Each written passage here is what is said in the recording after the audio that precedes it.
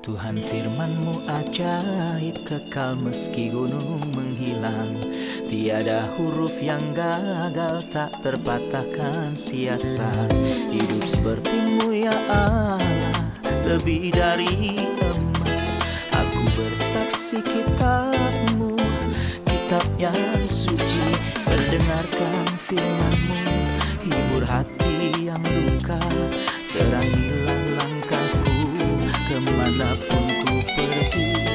Biarkanlah firman-Mu berkuasa atasku. Ubahkanku, bebaskanku, ku mau menyenangkan-Mu. Ku mau menyenangkan-Mu.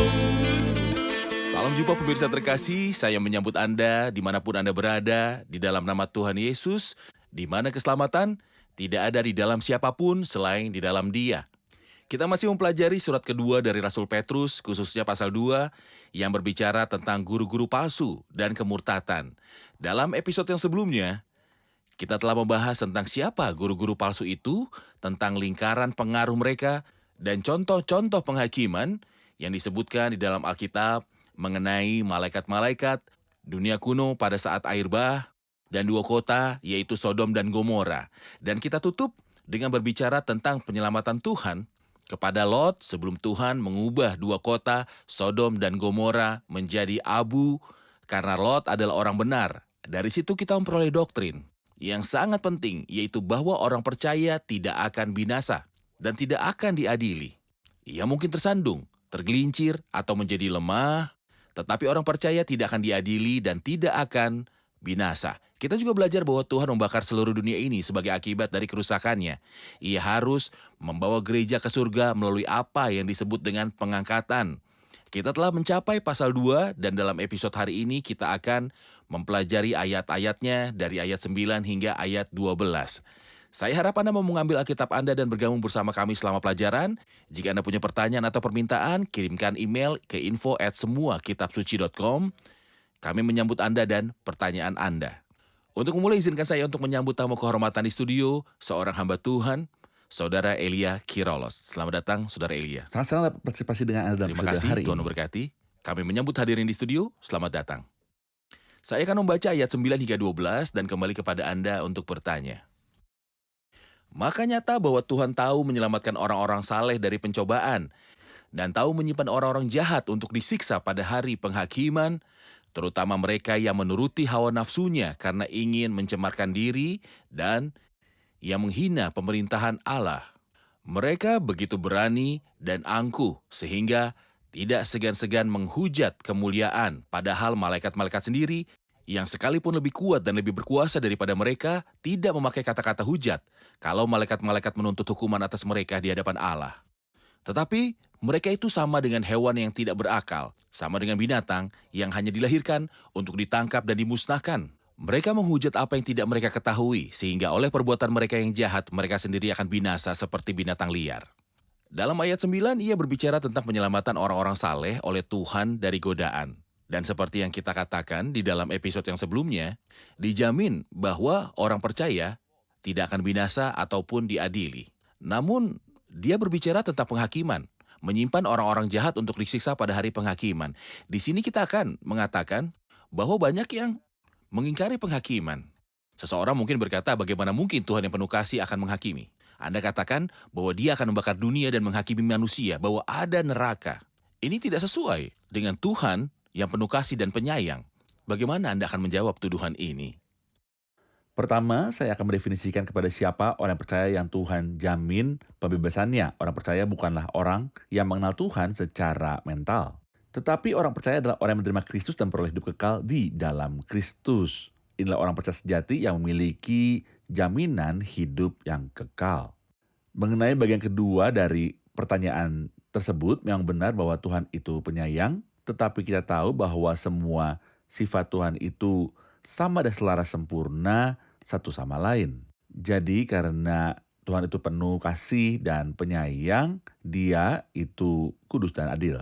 Saya akan menyebutkan contoh yang logis. Jika kita berasumsi bahwa seorang pemimpin suatu negara adalah orang yang sangat baik dan ramah, karena ia baik dan ramah, ia membiarkan para perkosa tetap berkosa dan berkata, biarkan saja mereka mereka miskin. Begitu pula ia membiarkan para pembunuh dan para perampok berbuat suka hati. Apa yang kita katakan tentang penguasa ini? Saya Kacauan. ingat, dahulu kala orang-orang berteriak meminta untuk mengeksekusi orang-orang yang meneror orang. Silakan eksekusi mereka, kata mereka.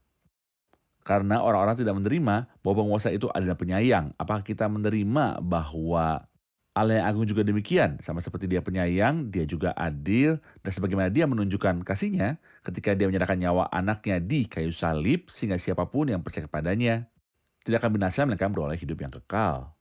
Sebentar lagi anak yang sama ini akan datang untuk menghakimi yang hidup dan yang mati.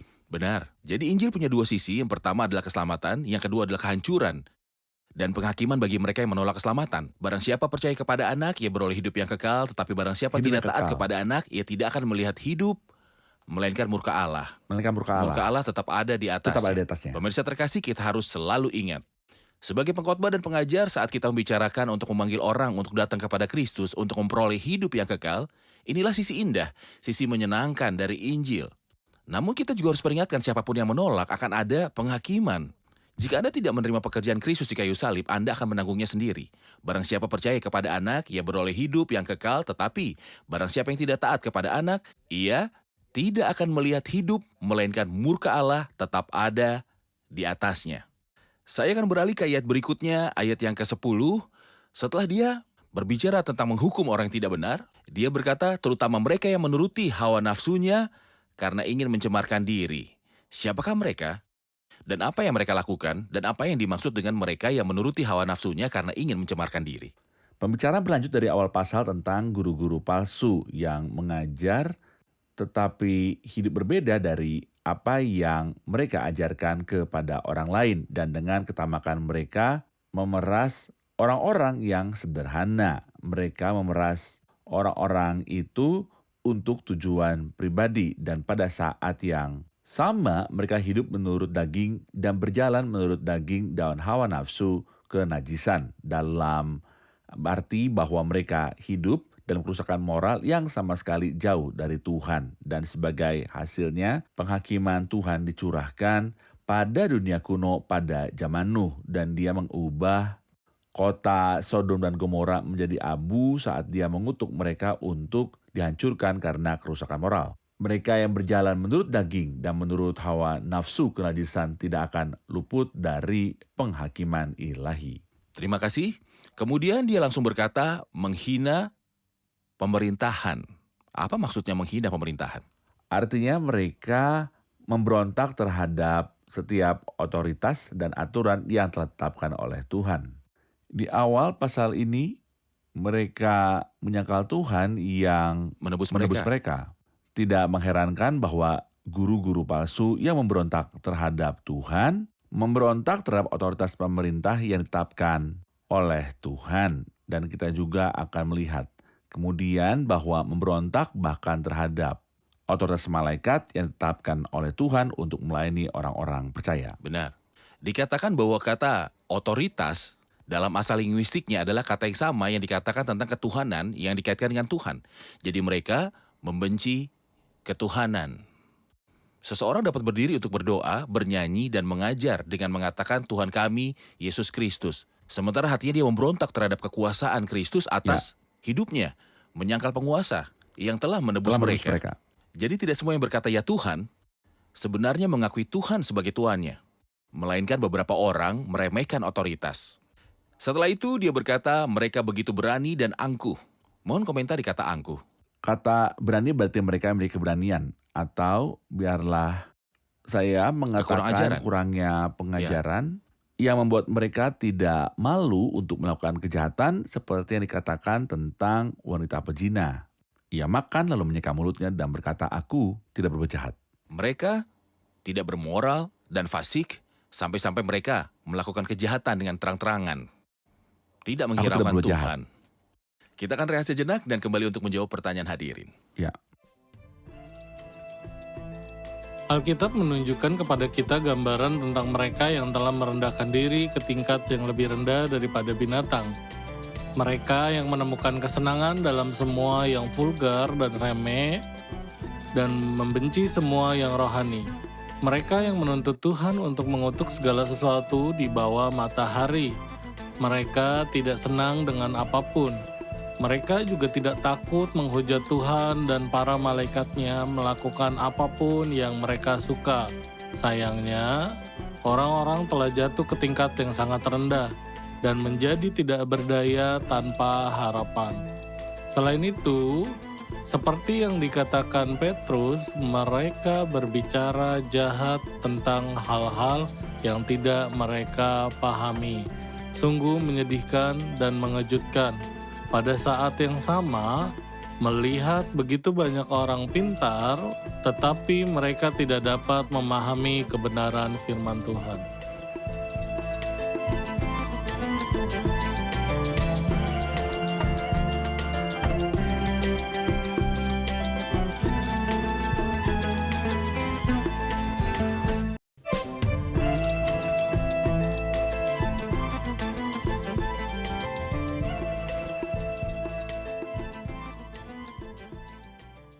Bagian terakhir ayat 10, mereka begitu berani dan angkuh sehingga tidak segan-segan menghujat kemuliaan.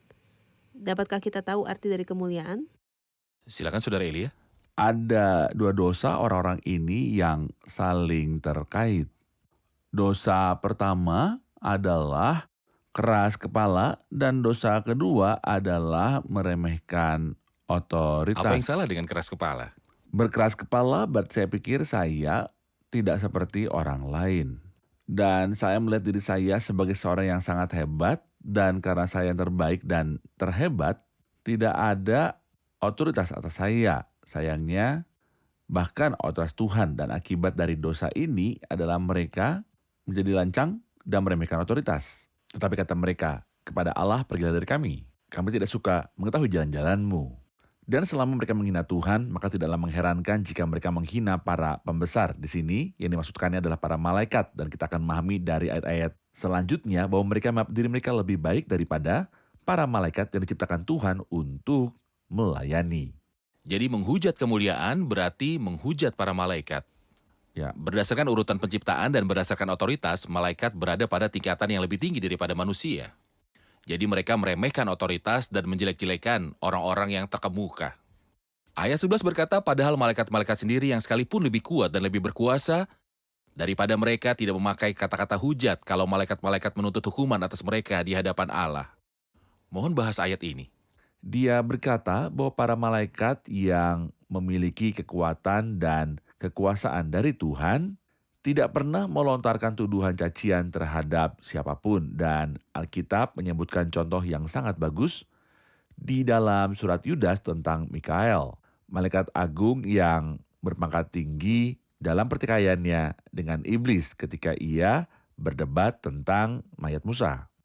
Apa yang dilakukan oleh Mikael? Dan Alkitab berkata bahwa ia tidak berani melontarkan tuduhan cacian terhadapnya. Saya akan membacakan Yudas pasal 1 ayatnya yang ke-9. Tetapi para penghulu malaikat Mikael ketika dalam suatu perselisihan bertengkar dengan iblis mengenai mayat Musa, tidak berani menghakimi iblis itu dengan kata-kata hujatan, tetapi ia berkata, kiranya Tuhan menghardik engkau juga. Inilah yang dilakukan malaikat dalam penglihatan yang dilihat Hosea, disebutkan dalam kitab Hosea di Perjanjian Lama. Tetapi orang-orang yang sombong yang meremehkan otoritas melakukan apa yang tidak dilakukan para malaikat. Para malaikat tidak menyampaikan tuduhan cercaan terhadap siapapun. Tetapi orang-orang itu meremehkan otoritas dan menghina Tuhan serta para pembesar, dan mereka berbicara jahat tentang mereka. Baik, maka para malaikat itu pun tidak melontarkan hujatan terhadap para malaikat jahat, tetapi menyampaikannya kepada Tuhan.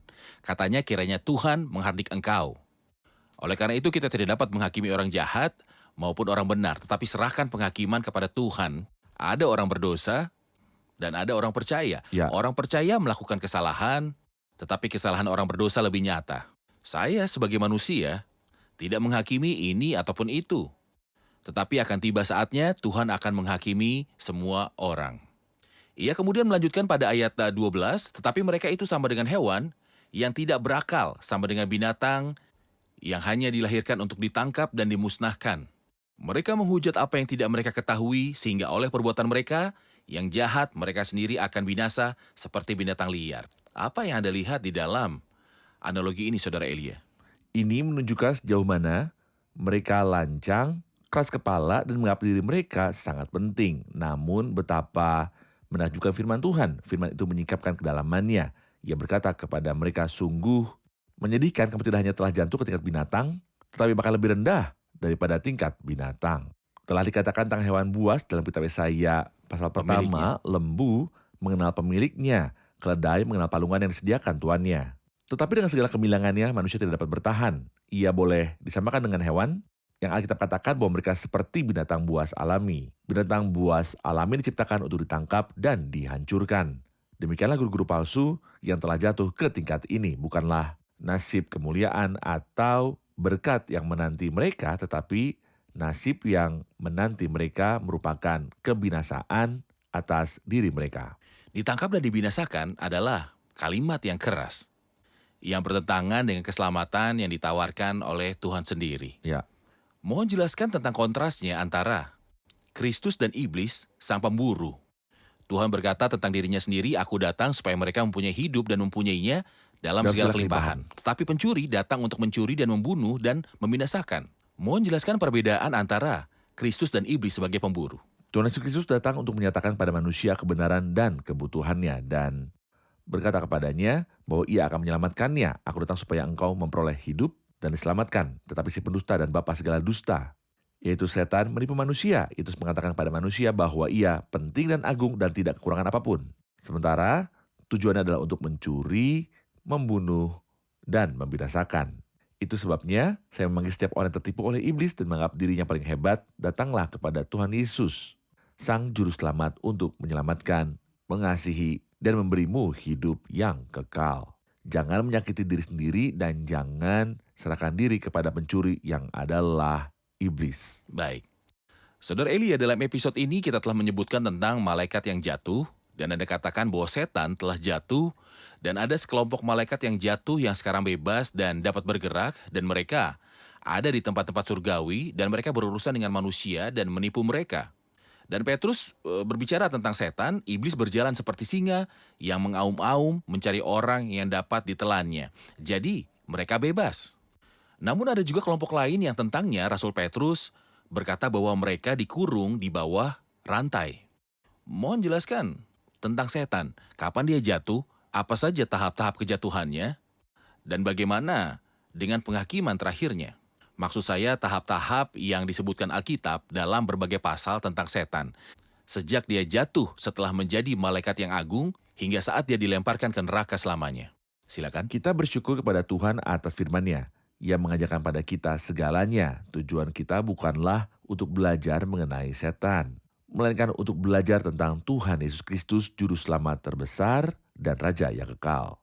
Menurut saya ada heptat atau 7 yang indah di seluruh Alkitab yang beritahu kita tentang tahap-tahap kejatuhan setan. Tahap pertama adalah ketika ia berontak dan menjadi sombong, dan ingin meninggikan tahtanya di atas bintang-bintang Tuhan dan menjadi seperti yang maha tinggi, dan hasilnya adalah ia ditebas hingga ia jatuh ke tanah. Wah, engkau sudah jatuh dari langit, hai bintang timur, putra fajar. Engkau sudah dipecahkan dan jatuh ke bumi, hai yang mengalahkan bangsa-bangsa. Alkitab memberitahu kita tentang kejatuhannya dari hadirat Allah, dari surga dalam Yesaya 14 dan Yeskiel pasal 28. Baik. Dalam perjanjian baru ada juga tahap lain dari kekalahan setan dan kejatuhannya ketika ia ingin mencobai Tuhan di atas gunung dalam Lukas pasal 4 dan juga Matius pasal 4. Tetapi ia dikalahkan dan setelah ia menyelesaikan semua godaannya, ia meninggalkannya sampai waktu yang tepat. Sebelum salib, Kristus menyatakan menghancurkan iblis, kekalahannya yang kekal, dan penghakiman ilahi atas dirinya. Lalu kata Yesus kepada mereka, Aku melihat iblis. Aku melihat iblis. Jadi seperti kilat dari langit. Dalam kitab Yohanes pasal 12 ia berkata, sekarang berlangsung penghakiman dunia ini, sekarang juga penguasa dunia ini akan dilemparkan keluar. Kemudian kita beralih ke tahap berikutnya di mana setan dikalahkan dalam pertempuran yang menentukan di Kalvari ketika Tuhan kita Yesus Kristus mati dan bangkit. Dan 2 ayat yang indah digenapi. Yang pertama ada di Ibrani pasal yang kedua, ayat 14, supaya oleh kematiannya ia musnahkan dia, yaitu iblis, yang berkuasa atas maut. Dan Kolose 2 ayat 15, ia telah melucuti pemerintah-pemerintah dan penguasa-penguasa dan menjadikan mereka tontonan umum dalam kemenangannya atas mereka. Kemudian dalam kitab Wahyu ada juga 3 tahap perundukan dan kekalahan iblis. Dalam Wahyu pasal 12 terjadi peperangan di tengah minggu kesukaran. Mikael dan para malaikatnya berperang melawan iblis dan para malaikatnya. Dan iblis tidaklah cukup kuat untuk meneruskan peperangan itu, sehingga ia diusir dari surga. Dan surga di sini berarti langit yang penuh bintang dan burung. Ia diusir dari surga ke bumi. Dan firman berkata, celakalah kamu hai bumi dan laut, karena iblis telah turun kepadamu Dalam geramnya yang dahsyat. dalam geraman yang dahsyat, karena ia tahu bahwa waktunya Sudah singkat. Tahap ke-6 disebutkan dalam Wahyu 20, pada awal pemerintahan 1000 tahun dalam penampakan Tuhan kita Yesus Kristus sebelum pemerintahan. Lalu aku melihat seorang malaikat turun dari surga memegang anak kunci jurang maut dan suatu rantai besar di tangannya. Ia menangkap naga si ular tua itu, yaitu iblis dan setan. Dan ia menjadi 1000 tahun lamanya. Lalu menempelkannya ke dalam jurang maut sebelum berakhir masa 1000 tahun itu. Kemudian daripada itu, ia akan dilepaskan untuk sedikit waktu lamanya. Dan kemudian di akhir Wahyu 20, iblis dan mereka yang bersamanya akan dilemparkan ke dalam lautan api selama-lamanya. Dasar kemenangan ini adalah pekerjaan Salib Tuhan Kristus. kita, Yesus Kristus di kayu salib. Kita tidak sedang mempelajari iblis, tetapi menyingkapkan iblis agar orang-orang mengetahui bahwa musuh yang membingungkan seluruh umat manusia telah dikalahkan di atas kayu salib, dan bahwa takdirnya adalah neraka selama-lamanya. Kristus yang menang mengundang mereka yang kalah untuk menjalani hidup yang bajik dan kebahagiaan kekal bersamanya selama-lamanya. Kita rehat sejenak dan kembali untuk menjawab pertanyaan hadirin.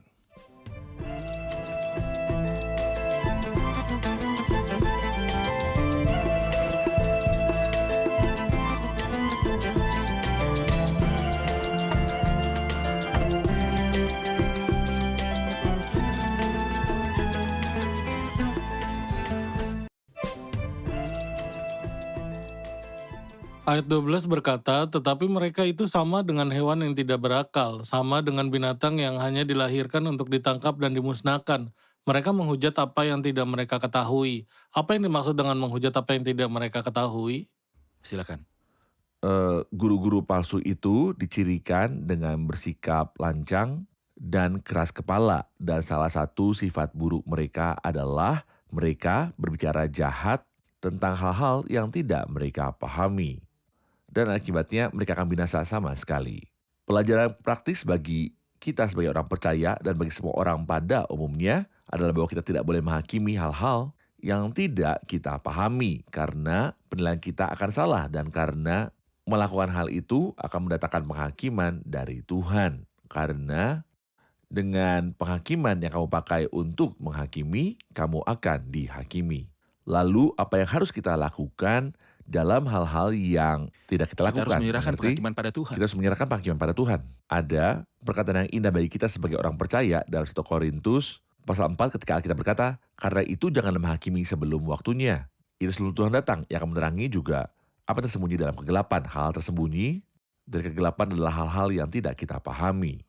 Dan ia akan memperlihatkan apa yang direncanakan di dalam hati. Maka tiap-tiap orang akan menerima pujian dari Allah. Jadi dalam lingkaran hubungan, kita hendaknya tidak menghakimi hal-hal yang tidak kita pahami atau orang-orang dengan kata-kata yang disampaikan secara lisan, tetapi kita harus selalu bergantung pada bukti yang pasti dan menyerahkan motif dan hal-hal yang tersembunyi kepada Tuhan, dan Dia yang akan menghakimi.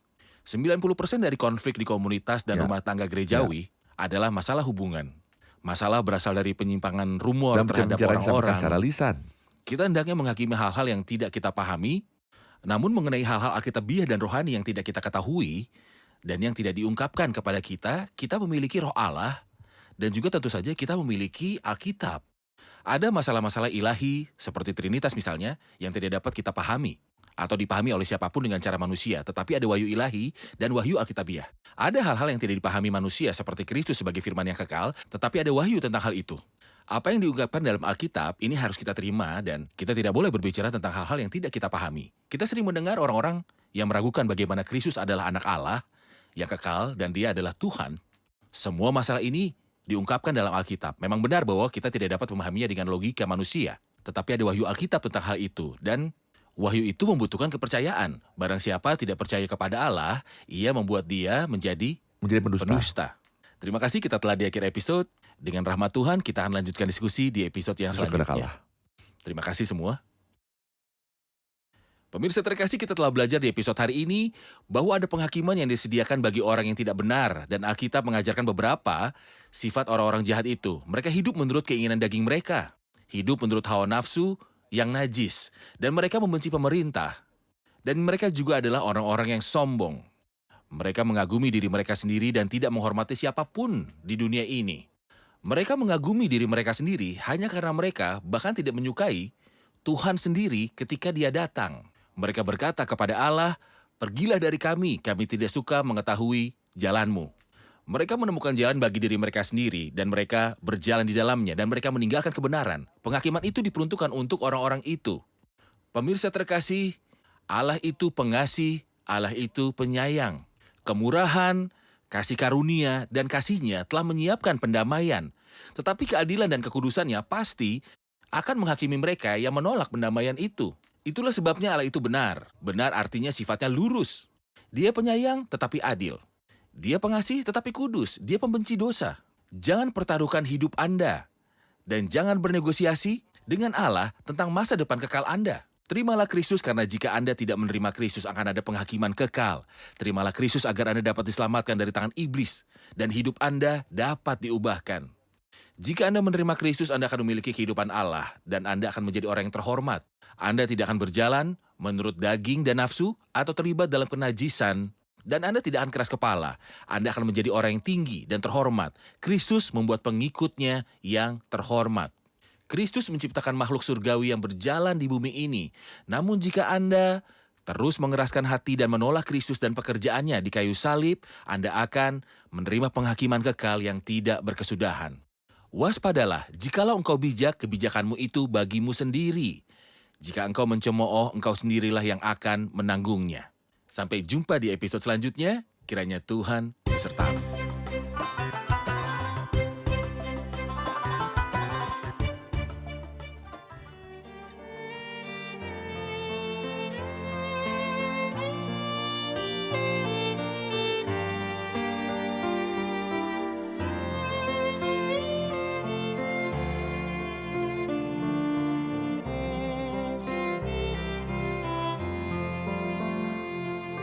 يا ترى أي صديق مثل فادنا الحبيب يحمل الأثقال عنا وكذا الهم المذيب يا لإنعام تسامى رب النجاة إننا نلقي عليه كل حمل بالصلاة.